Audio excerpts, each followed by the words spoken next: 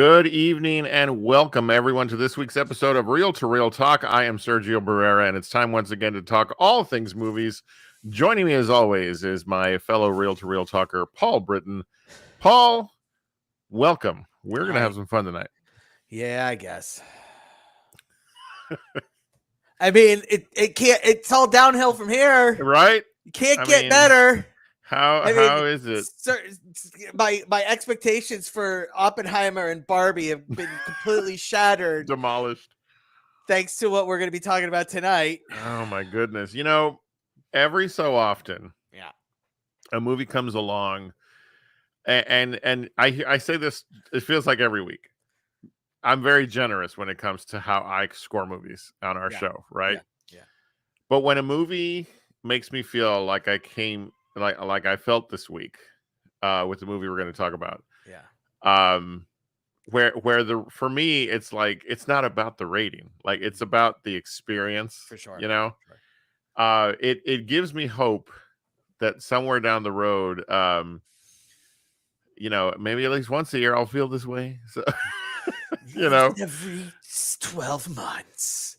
Yeah. The summer comes and it gives you movies. Yeah. Like Fast X. No. But then. Yeah. Oh, I see where you're going. Okay. Yeah. No. We are. Go ahead, Paul. It is such a. It's just like, yes, people can make good movies, but not just good movies, but fantastic, interesting, beautiful movies. Yeah.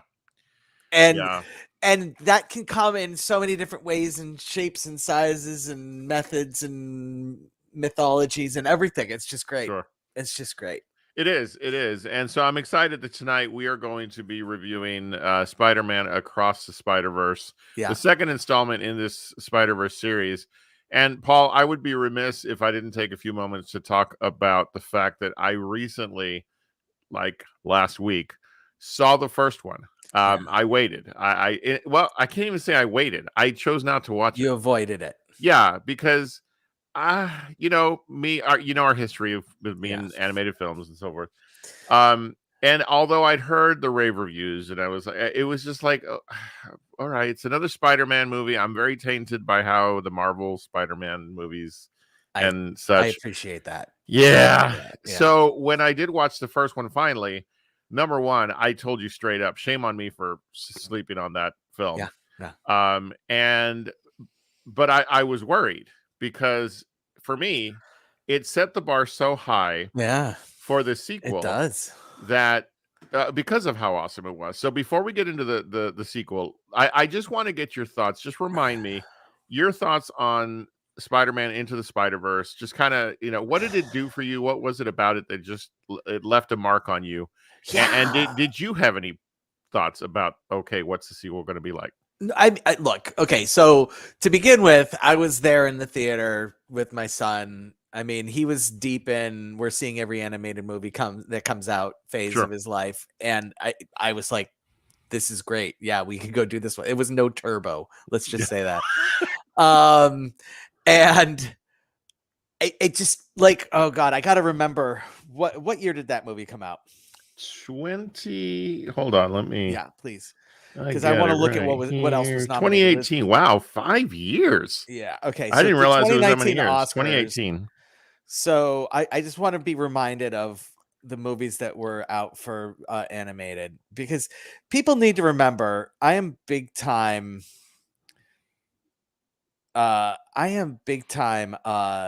Disney guy, and like I just stand Disney left and right and front and center. And it's just not even fair. And also I stand, what's his name? Wes Anderson. Right. Front and center, left and right, up and down, back and forth. And this was the year, Disney came out with Disney Pixar came out with two sequels. Ralph Breaks the Internet, which I liked, didn't love. And Incredibles 2, which I very much liked, but didn't super love. And I was just like, this movie blows both of those out of the water. And it's not even. And also, the craziest part was it was Wes Anderson's Isle of Dogs, which I do actually love, but not like this. I mean, and I'm a big time proponent of, can stop motion animation please win a fucking Oscar at some point, you know?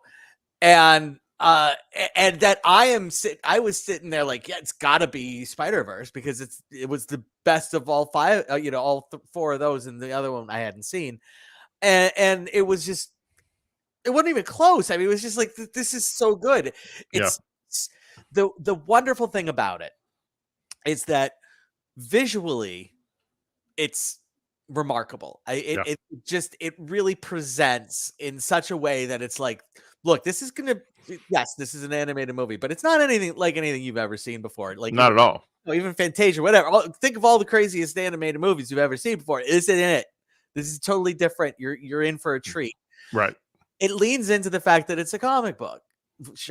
Unlike anything ever that's been, like, maybe Sin City. Like, okay, you could make the argument that Sin City would be second, and but it's not a particularly close second as far as leaning into the fact that I have an original medium. That original medium has a way of presenting and framing and storytelling, visual storytelling. And I am going to be true to that. And not just from a plot standpoint or anything, but like literally just like that. I am going to frame everything like a comic book. Yeah. And then the sequel says, well, all right, we're going to frame everything like a comic book. And we're also going to acknowledge that every comic book has a different art style to it, and we're going to present all of them based on what Earth these, which wing of the multiverse each Spider-Man comes in from. They each get their own art, and that was something that was far more subtle in the original movie. I think I looking back on it, I realized, okay, they did that. Yeah. But it was like, it's so pronounced. They leaned into it big time in this one. And it's just like, oh my goodness, the beauty of this, and as we begin our discussion tonight on the film that we're here to talk about, and we purposefully kept it to one. Spider-Man Across the Spider-Verse, again, the second installment in the series. I didn't realize, Paul, it was 5 years between the first and the second, and it makes you wonder, like, okay, how long do we have to wait for the third? Well, okay, so this was supposed to come out 2 years ago. Okay. It was hit initially by a COVID delay. Okay. Just in production, and then additional production delays as they started to try to get it out last year and just gotcha. Okay. And there were delays because they wanted to get it right. Like, and a lot of times you have a situation where there are delays and that hampers the final product. But every once in a while you get delays because it's like, we got to get this thing right. Yeah. It has to look right. It has to sound right. Everything has to be right. And they delayed it correctly. And I can't imagine, I would imagine that all the lessons that they learned on this one would preclude any of those type of delays. But you're probably looking at least 2 years. Or it could be next year. I don't know. I don't know. Yeah, I don't know that I've seen any sort of prediction as to when the next one is going to come out. Right. I'm looking at this was the directing team. So I'm noticing the directing team was very different for both of these films, but the spirit of the thing was really kept intact, for sure. Again, far more than I do in terms of animation and what goes into creating this kind of work.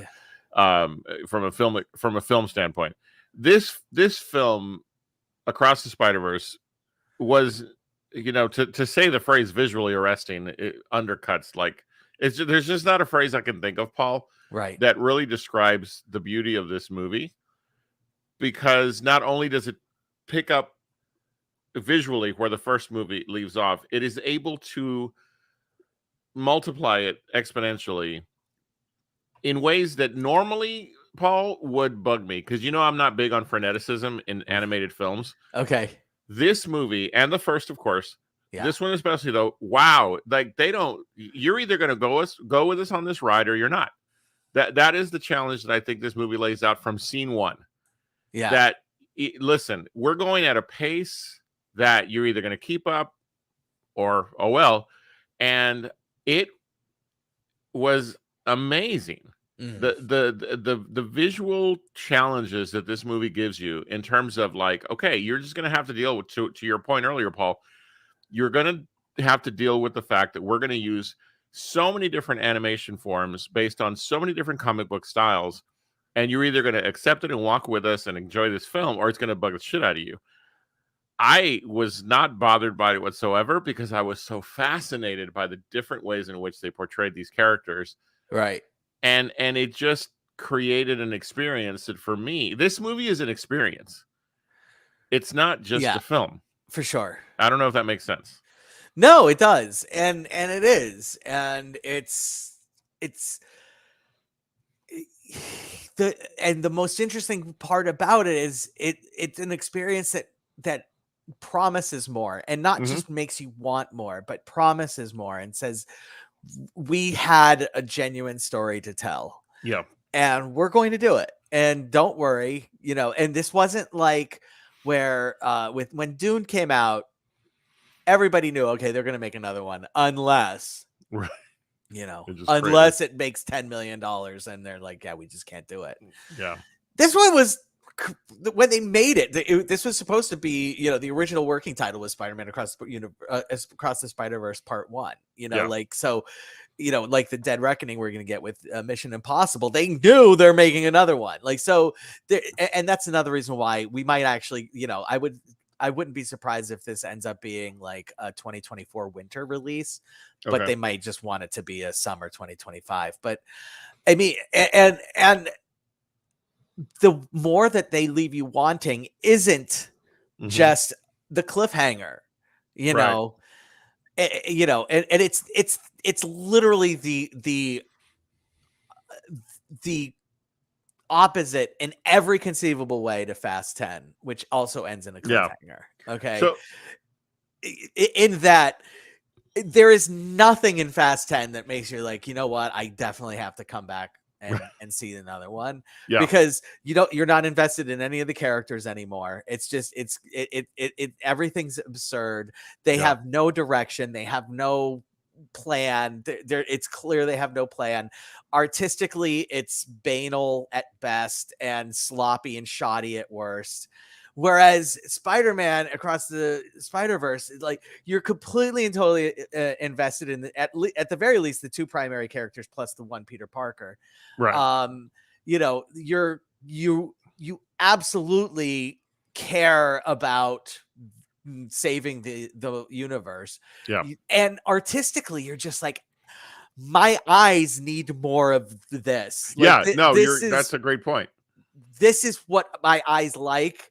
And I'm soaking it all in, and this is, from a visual medium, what I want. From a visual artistic medium, this is what I want. And then it just so happens that, oh, by the way, I'm going to also give you an amazing storytelling, packed with archetypes up your ass for days and days and days, and to the point where they, the whole point of Spider-Man becomes, we have to fulfill the archetype, right? and that's the thing that when we look just at the story, and the path that it takes throughout the course of this film, it's really fascinating to me how the film has you thinking, okay, this is the main antagonist. Yeah. The Spot. And then about a third of the way through the movie, you begin to think, okay, wait, maybe not. This group is the antagonist. And then it flips again at the end. And this is what I wish, because that my issue with the the MCU. Yeah. I know that this falls outside of that, but my issue with Marvel and the MCU films and their use of the multiverse is that they seem to start it and then stop it, and then they start it and then they stop it. And here is what I like. What I love about these two films is this is what I think the multiverse is supposed to look like. This is using that particular yeah, and really making it part of the story. Yeah. The entire sequence where you think he's home. Yeah. Right? Yeah. It 100% makes sense. Yeah. When you realize he's not. And that begins what is, I think, one of the most fascinating parts of this movie and this story. Yeah. You know, and so, you know, the way the movie takes you on this journey to where you're thinking to yourself, yeah, this is going to follow the typical story. This is the villain. And I was even thinking like, okay, this is kind of a strange villain to rest your whole story on. Yeah. But then it became bigger and bigger, and it became bigger and bigger as you explored more aspects of the multiverse. And I'm like, this is what the multiverse is supposed to look like. Yeah. And what I mean by that is the way it's used in film, it should be this. This is what Marvel is getting wrong in this guy's opinion. Okay. Right. Now, I do want to make a side comment to the issue of something you said a moment ago. And that is the effectiveness of this movie that clocks in at 2 hours and 16 minutes, which for me, that's a long movie. Yeah. Sure. Okay. Paul, I swear to you, I sat in that theater, and when Gwen starts talking about I put a team together, I thought, and here we go with Act 3. And then the movie ended, and I'm like, fuck, where did the time go? Like it was so awesomely put together that you're like, oh, we're okay, here we go. And it's like, to be continued. Yeah. But I wasn't frustrated by that. Yeah. To pull this off, you really have to have your shit together. Oh yeah. I'm going to start with the good. Like Infinity Wars into Endgame, 100% we're ready to go. Yes, there's another movie coming, you know, and I want it, and I'm super excited about it. And at the end of the first one, you're like, this was so good. I don't know how the next ones could possibly be any better, but I'm ready for it. And then you look at another one where it worked. Yeah. Was Back to the Future 2.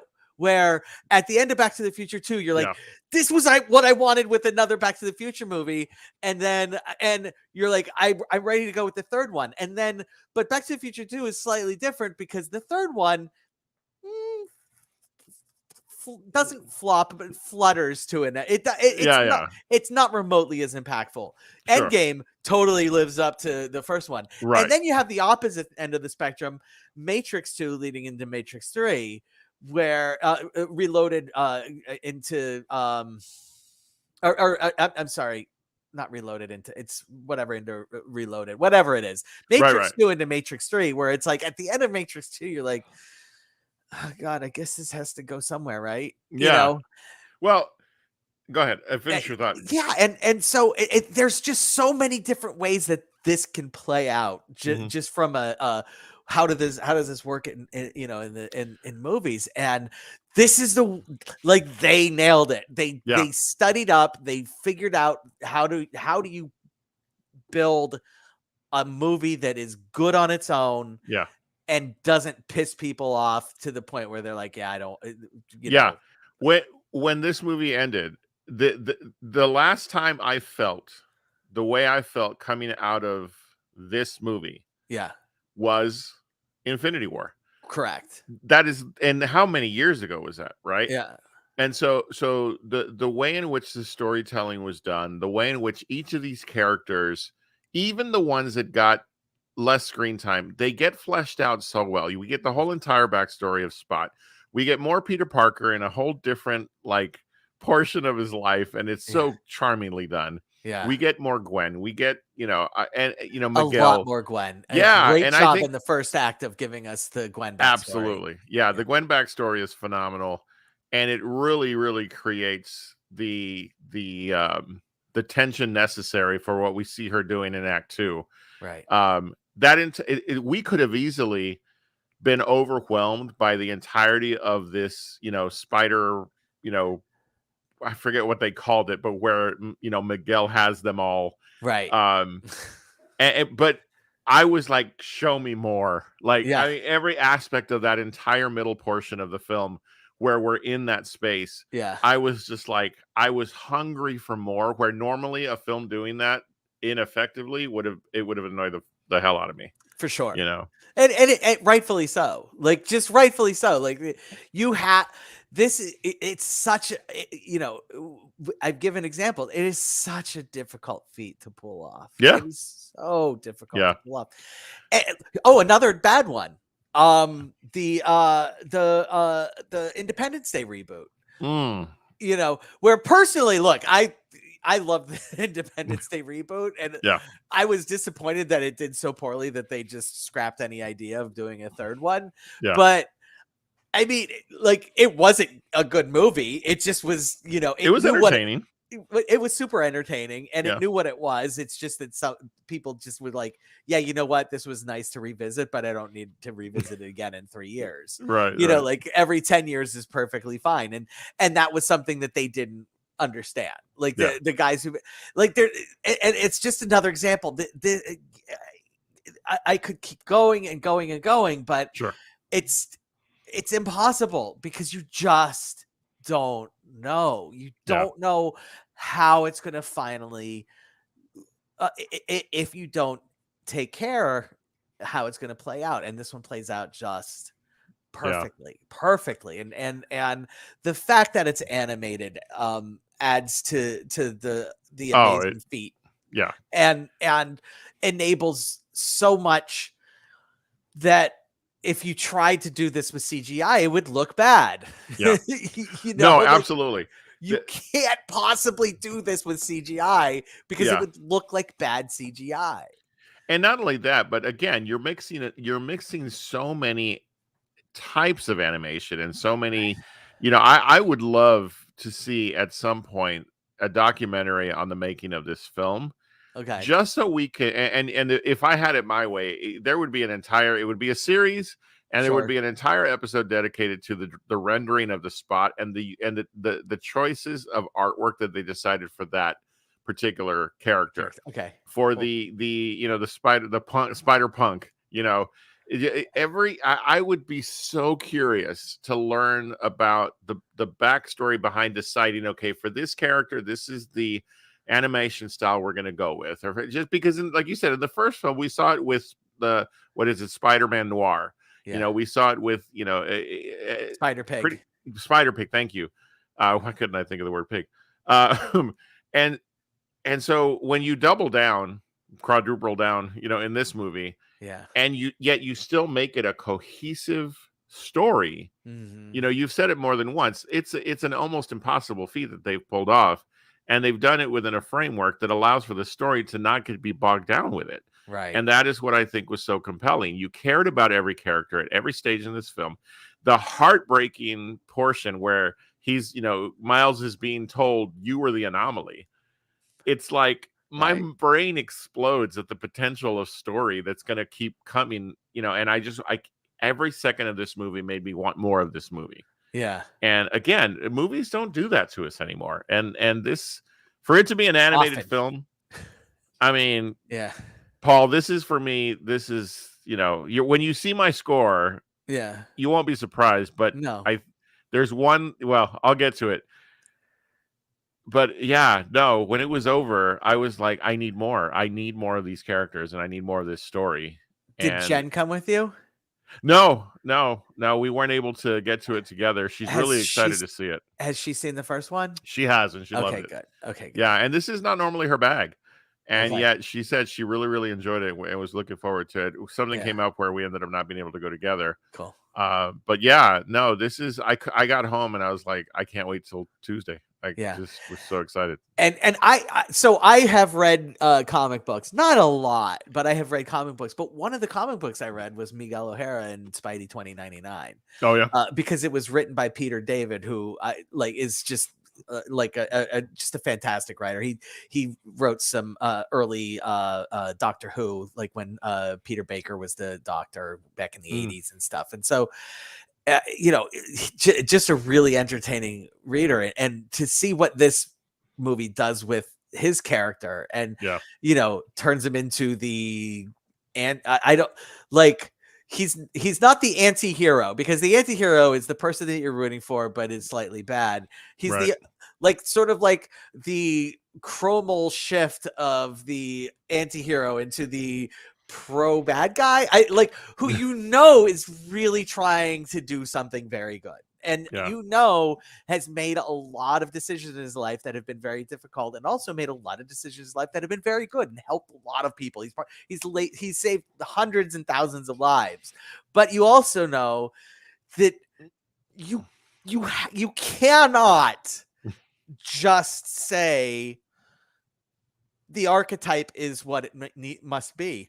Right. Although his reasoning for why the archetype is what it must be, how do you argue against that? How do you say, no, you are wrong? The multiverse will not crumble if we don't live up to the archetype. And it's just, as somebody who loves the Star Wars movies and loves Joseph Campbell's treatment of the Star Wars movies, and the hero's journey, and how the hero's journey just plays out in story after story after story, and appreciate stories more when they lean heavily into the hero's journey, very much. That's not even just flat out. If you present me with a 2-hour movie that has a 3-act structure where the person starts off low, it comes up, has a down moment, but then has the climax and does the entire hero's journey in 2 hours, I'm going to like your movie. I don't care how bad your movie is, I'm going to like it on some level, because I recognize that you're sticking to the the storytelling that has been going on forever in human history. And then to see a character literally arguing that the story has to go this way, it has to fit, and then people saying no, it doesn't. And then you say, no, you don't understand. This is the way it has to be, because the universe will implode if it doesn't. It's just holy shit, you're blowing my mind. It's it was just great. It's amazing. Yeah. Couple more real quick thoughts before we get to our ratings. Number one, Spider-Man India, one of the best parts of this film. He was not Spider-Man India. He was Mumbattan, or it was Mumbai in Manhattan. Mumbattan, yeah. Mumbattan. I'm looking at the cast list that's what they call Spider-Man India. Pavat Prabhakar is the name of the character. Right. Fantastic moments throughout this film. And good. Some of the most beautiful rendering, animation wise. Sure. And the other thing I was going to say is that when it came to oh gosh, man, I lost my train of thought. Sorry. That's all right. Gosh, my thought escaped me. But no, I wanted to make sure I called that out, because that was some. Oh yeah, that was hilarious. But no, shoot, I lost my train of thought. But yeah, I wanted to make sure I mentioned that, because again, some of the most beautiful rendering in the movie itself. Oh no, and the last thing I was going to say was, what about a population of people out there are going to take time when they are able to, and they're going to pick out every single Easter egg that is, because there's hundreds throughout this film, hundreds upon thousands. I mean, this is an Easter egg dream of a movie. Yeah, because it was just, there were things I was catching that I was like, holy cow, this is amazing. So anyway, so there you go. I think we can say we enjoyed the film. So I do want to throw one more thing out, please, because this character needs more love, and this actor needs as much love as he can get in his life. Daniel Kaluuya. I was watching the movie, watching the credits, and the very last name in the featuring blah blah blah blah, all of the people that did voice it, the list is, and then the very last one they did was Daniel Kaluuya, and I was like, I didn't know. I wouldn't have noticed. I wouldn't have. Yeah. And And like I left the theater thinking, oh, I wonder what voice he did. I didn't even like go look it up for whatever reason. I don't know why I didn't look it up. And then like I'm reading an article. It's like, oh, and Daniel Kaluuya as a Hobie. I'm like, holy shit, that's who he did. Yeah. I mean, Daniel Kaluuya could just be everything in every movie for all time, and I'll be happy. I have yet to see him in anything that I didn't enjoy. So. Did you like at any point? Did you say, "Oh, this is a voice that I"? Oh, know? not at all. Not at all. And did you put two and two together when you saw his name during the credits, or no? I didn't stay for the credits. Okay. It wasn't. I was doing some last research today before the show, and that's when I saw the full cast list, because the cast list is amazing. It's insane. And I saw his name, and I'm like, who did he? No way. I was like, I would never would have guessed. Yeah. Never would have guessed. God, it's so good. Just phenomenal work. So much great work by this cast. It's an emotionally exhausting movie in every possible positive way that term could be used. It is so good. Yeah. Everybody. Here's what I said in I did a Facebook post before, like, because I couldn't not talk about it the day I saw it. So, you definitely, everybody should go see this movie for sure. Oh, absolutely. But more so people who, one, like movies, two, like comic books, three, like art, four, like storytelling, five, like archetypes, six, like humanity, seven, like wait, what was my seventh one? Difficult choices. 8 likes storytelling which involves archetypes where humanity needs to make difficult choices, and 9 dinosaurs. If you like any one of those 9 things, it's gonna work. You will be mad if you didn't see this movie, because it has all of that, and then there's even more. Like, absolutely, yeah. Beyond a shadow of a doubt. That will be disappointed is Nicolas Cage. I don't want anybody watching this who's a huge Nicolas Cage fan that Spider-Man Noir comes in and Nicolas Cage is in half the movie. He will be in the next one, I understand, but he was not in this one at all. Like, they show him, but his character is his character is in it briefly, but his voice, he did not do any voice work for this particular movie. So. Yeah, I was just pleased that at the end, when it flashed to be continued, I didn't. Normally, I get upset and annoyed. This time, I was like, okay, fine, I'll wait. So let's add 2 more years to your life, Sergio. I know. I got more salad in my life. At some point, you're going to be able to be like, okay, there's nothing else coming out that I need to see. I'm done. I'm going to now indulge. So. All right. Well, Paul, I think we know we like it, but let's give it a rating. Everybody knows what we're doing. What are you going to go for on? I'm giving it 10 tacos plus 10 gallons of guac. So, however, whatever the most tacos and guac you will allow me to give it, that's we're going to go with the 5 plus guac and then some. Yeah. So here's me, and the only reason I don't go guac is because I really want to give the last one or the next one room. 5 plus guac. Yeah. Okay. That's the only reason, is I know it's going to be. Oh my God, you're committing me to a lot of episodes of this show. That's funny. So yeah, but no, this was, for me so far, I think the best film of the year. So I mean, for myself, I'm having a really hard time thinking of anything that even comes close. Really, like I did love Guardians of the Galaxy 3, but it and it's great. It wasn't quite this. It just no, not even no. I what I love most about this experience is that I came out of it like I re-energized. It was like. What? Yeah, it was. So great. You know what's the worst is that. So, the best is, thank God we don't need to see Transformers this weekend, because I'm going to be away. Right. Because that would be such a just a come down after seeing this. Yeah. But then I know the weekend after, when I get back from my vacation, as I prep for our podcast in 2 weeks, the Flash is just sitting there staring at me. Yeah, I know. And it's also a multiverse movie, and I'm like, oh, Flash, you don't even know. You did the wrong thing here by trying to do this story. I'm sorry. And I am not going to be kind. Why? Because we just saw how to do this movie. Right. Like, we just saw how the Flash needs to do their movie, and it can't. I don't know that it can live up. It can't.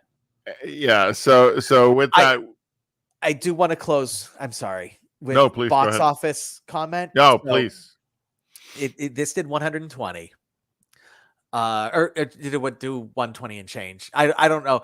Like, it basically did almost exactly what Little Mermaid did last week, which, great. But the better part is that it almost has already passed Fast 10. So I just love that people are staying the fuck away from Fast 10. that tickles me just so much. Yeah. So much. Yeah. The Boogeyman even beat Fast 10, even though it's only 1 week out. But yeah, like Fast 10's down in single digits for the millions already. Wow. Yeah. So, well, there you go. That's Guardians of the Galaxy, which came out before Fast 10, beat Fast 10 this past weekend. That's awesome.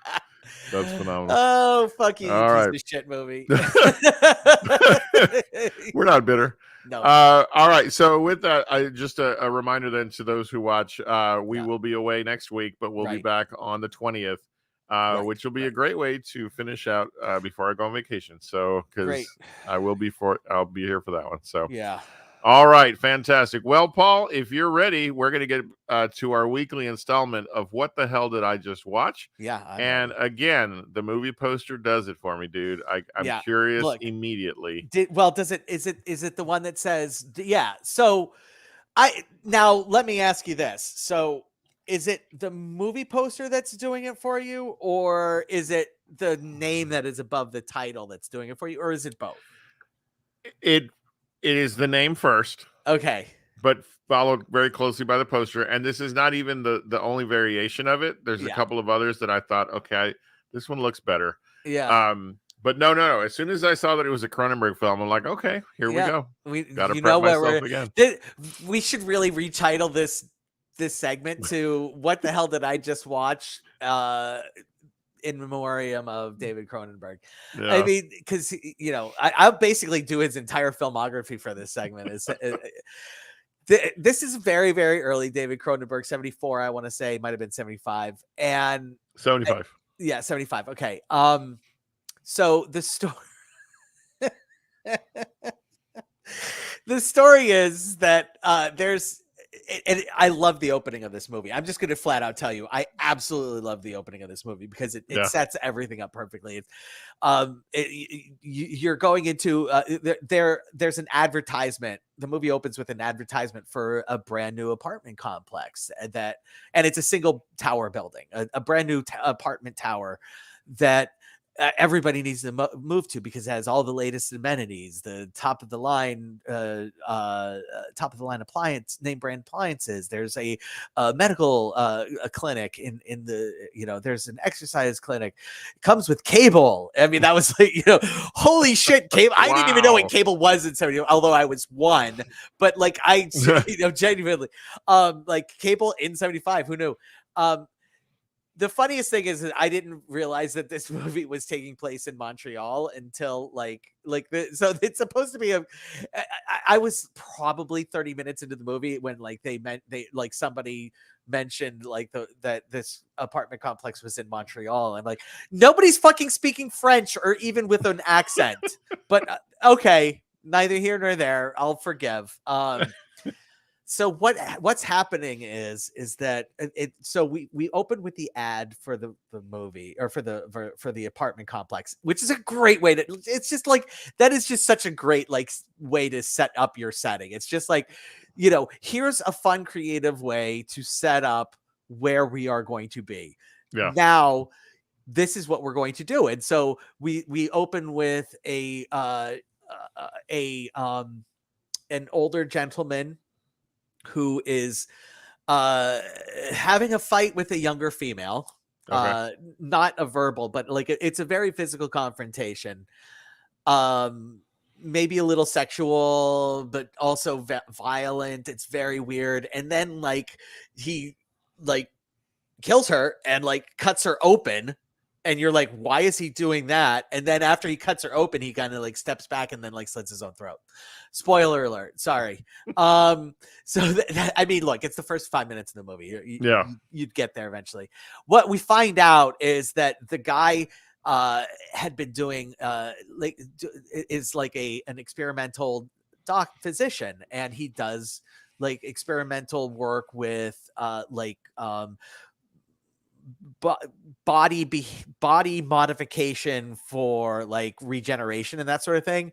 But then we find out that the experiment he was doing on this young woman was to turn her into just a sexual being, like just constantly just wants nothing but sex.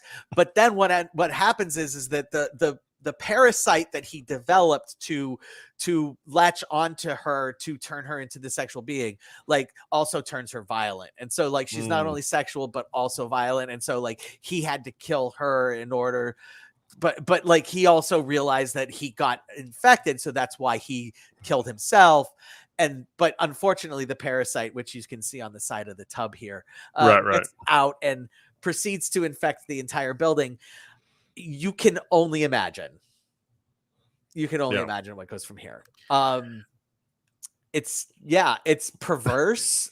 And it is both perverse and also quite progressive and regressive at the same time, because there's a lot of just like, hey, look, these two guys are having, gay sex, and these two women are having gay sex, and that's just the way it is. And no judgment, just like that's what they're doing. And it's just like, so it's just progressive, but also there's a lot of like violence against women on this. And so it's like this is on my what the hell did I just watch movies that could never ever get made for any reason whatsoever. This moves to the very top of that list of like, there's just no way to make this movie today. It's impossible. I just don't. Of course, the doctor from the clinic is the last person to not succumb. Right. And of course, they finally get to him in a naked orgy in the pool. I mean, at the ground level, because how else are you going to, have a movie like this end? So. As much as I enjoy you talking about these films and telling us about them, I do have to ask you, Paul, does it take a toll? Like as you've gone through these movies, because Cronenberg's tough for me. He's really tough. This would not be an exception to that. Right. I would say it takes a toll, only to the extent that like I am a little numbed to the violence. I think I genuinely think I am. I like it, but also it's Cronenberg, so like honestly in the hands of other filmmakers, I probably would have just loathed it. Okay. But in the hands of Cronenberg, it's just like he genuinely does a good job of putting together the perverse. I mean, that's what he's really good at. Yeah, right. No, absolutely. And he uses sex in a way that is like, this is actually how people do sometimes use sex. Right. Now, in this one, it gets crazy. Now, I mean, but like one of the things we find out is that the woman that he like put the thing into was actually somebody who kind of like was just like open with her sexuality. And so she had sex with a lot of different people. So there were multiple carriers throughout the building. And so we kind of saw how the carriers spread it. And it's like, the problem is that yes, guys can be pretty fucking violent with their sex. But also the flip side of that is that like women can also be very endearing to each other and very supportive of each other, and that can be can either be sometimes misconstrued as being sexual, but also can promote sort of like if you're feeling sexually negative with your partner, with your male partner, that the female partner that is supportive and but it gives you your space, but then you go to them and are like, you know what, I'm ready for this. That's really progressive, and that's what happens in this movie, and it's really interesting to see it play out in 1975. 1975. I was going to say, especially for the year this movie released. Yeah, so it's just really it's tough to be. I can't be mad at him. Gotcha. That's where I. But at the same time, and also, there's never a amount of 1970s naked bodies that I won't be happy about seeing. But also, I don't need to do a naked movie next time. Right. I'm good for a couple weeks. Gotcha. So. Yeah, no, that makes sense. That makes sense. Well, again, I ask because I know you've been through so many interesting films for this project, and I appreciate all you've done. Just doing Cronenberg's filmography would fuck a dude up in the head. There's just no way you could watch his movies. There's probably I'm curious now. There's probably a podcast out there that's dedicated to his films. So, how did David Cronenberg, torment me today? The podcast. Yeah, I'll be doing that research after the show. So, okay. All right. Well, as always, Paul, thank you for all of the interesting stuff you bring. Don't thank me. Thank David Cronenberg. Yeah, He's no the kidding. One that made this crazy shit that other people were like, hey, you know what? I can do that too. No one can do it like Cronenberg, though. No. All right. Well, that brings us to this week's installment of what I'm calling Cinema by Jen, and a movie called Encanto. So this movie, this is one that I had to watch without Jen. Our schedules kind of got weird this weekend, and one of the things that I found as I watched this film was it has a lot of standard tropes in terms of the story itself. For sure. What makes this movie for me a winner is it's a gorgeous, beautifully rendered film from an animation standpoint. Yeah. Everybody talks about the tunes from it, and I just couldn't take my eyes off this thing. And I also found it interesting, things like the setting. This movie takes place in Colombia, which is a country that is, and it leans into this portion of its history. A lot of violence, a lot of strife, and we're taking into this story that is about this magical land, I guess. And the things that are occurring to it, and we meet all of these wonderfully eclectic characters. I don't know how to talk about each of the individual elements without seeming like I'm being overly generic about this movie. But the thing that was so endearing for me, and I'll be honest, I watched it earlier today. Work was slow. It's just so freaking beautiful. I don't know if that's sufficient to say. Yeah. The story wasn't too much to kind of like go through. Sure. But the animation is beautiful. The characters are fantastic. But I just can't get away from how beautiful this movie is, Paul. I don't know if that's fair to say. No, it is absolutely fair to say. And the thing about it is that there are times when a movie is made and everybody involved in the movie just absolutely loved, just had a deep emotional attachment to everything that was going on in the movie. And I'm not even just, just everything that was going on. I mean, the family dynamic that was playing out, everybody clearly had a complex family that, that they love and resent. I mean, because there's just no way. Like,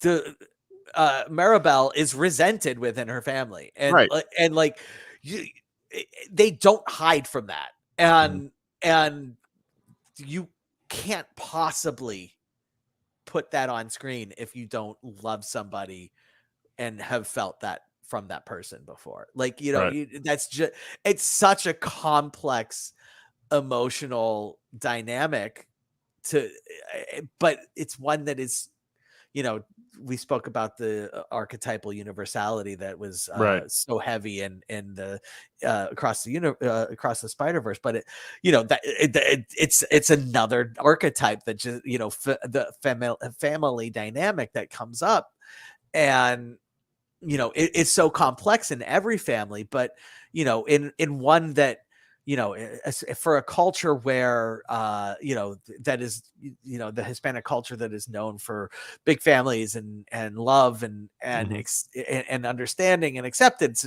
and hopefully, but not always, and like that. Right. When this movie came out, I just remember just how many, living in South Florida, how many people commented things like, wow, you mean a Hispanic grandmother that, resented one of the grandkids? I can't believe it. Like, and it's like, and here's the reality is that, I live in South Florida. You living in Texas, you would have and being in a Hispanic family yourself, you would have similar access to people coming from Hispanic families, large families, and tend to be the black sheep in the family themselves, just because of their connection to Derby. It entices people who are looking for a connection to go and join that universe, and so because of all of that dynamic that's in play in my life, there was just so much comment in the Facebook world that I was in of, wow, this is really connecting with me. And again, it's because the people who made it loved everything, and put it on the screen. Right. And that was that. I'm glad that's what you were leading to, is it so much that it ends up on screen, and the cultural messages of the film, the way in which, family is such a big part of it. But you also, again, talk about that resentment toward one character, and it made me think about, very much to what you're describing. It made me think about dynamics like that within my family, where I'm fortunate we didn't really see a lot of that in my immediate family, but I know of families where it's like, this person cannot do anything right, and yet, we're not digging deeper to find out why are they going through that. Here we have a character that was just not given a gift, and all that caused. And so at the end of the day, the universality of this film, in the story that it tells, and the way in which it, once again, we're seeing, this was a few years back. I'm looking at the release. Was it 2021? Yeah. A couple years back, and that whole issue of representation, is so vividly here. I think we need more movies like this. I think that this is one of those films that, when it came around again, I'm like, okay, sure, we'll do whatever. But then I watch it and I'm like, this is where I have to get better at giving movies a chance. So I really enjoyed it. I'm glad that you did. I'm super glad that you did. It's interesting because it's a movie that people file under, oh, just another Disney movie that has no bad guy. But it's like, sometimes just dynamics of relationships is the bad guy, and that's enough. Can be we can cause the bad guy to be, in the room without there needing to be a bad guy in the room. So that's the challenge of a movie like that, is that it really, or maybe not so much a challenge, it's what makes it relatable to at least the population that's being represented within the film itself. So for sure. So absolutely. So I don't yet know what's next, unless you want to make a choice. Give me a couple of weeks. I picked last one. You got okay. All right. Then I'll do is I'll surprise you with it when you get back. So we'll be looking forward to getting back together in 2 weeks. Enjoy your time. Are you traveling, or are you just? Yeah, no, I'm going on a cruise, so I'm super excited about that. And by the way, we do have we've got, it's fucked up, man. We might have to push Extraction 2 back a week, but that the week that we get back is Elemental, The Flash, and Extraction 2. Okay. All 3 that I definitely want to do. Okay. And so we have to do the Flash, obviously. Of course. I'm back on Saturday early, so I'll be able to do the Flash and Element. We can do. I think I'll let you know if I have a hard time getting to Extraction 2. Maybe we can make it a Thursday show. If need be, yeah. Let's talk. Well, not that week because I'll be traveling. So, okay. So it's Tuesday, and whatever I get to, that's fine. Top of my list is going to be Flash and Elemental. I'll do one on Saturday, one on Sunday, and then Monday night I should be able to see Extraction 2. And if I don't, then you can do it. That's going to be a streaming. That's a streaming, yeah. Yeah. Okay. Got it. Yeah, but I'm going to be on a cruise ship, so it's not like I Good can just put it on Friday night. This is true. It's what I would do if I were at home. Gotcha. So. Okay. Yeah, I just wanted to make sure that if I remember correctly, the first one was a Netflix film, if I remember correctly. Yes. So, all right. Well, we'll be ready with that in a couple of weeks. To all of you who are watching us, whether live or on YouTube later, thank you so much for doing so. Don't forget, click the subscribe button and the notification bell so that you know when our episodes land. More importantly, though, we thank you for being with us, and we remind you, you're awesome, you're amazing, and the world's a better place because you are in it.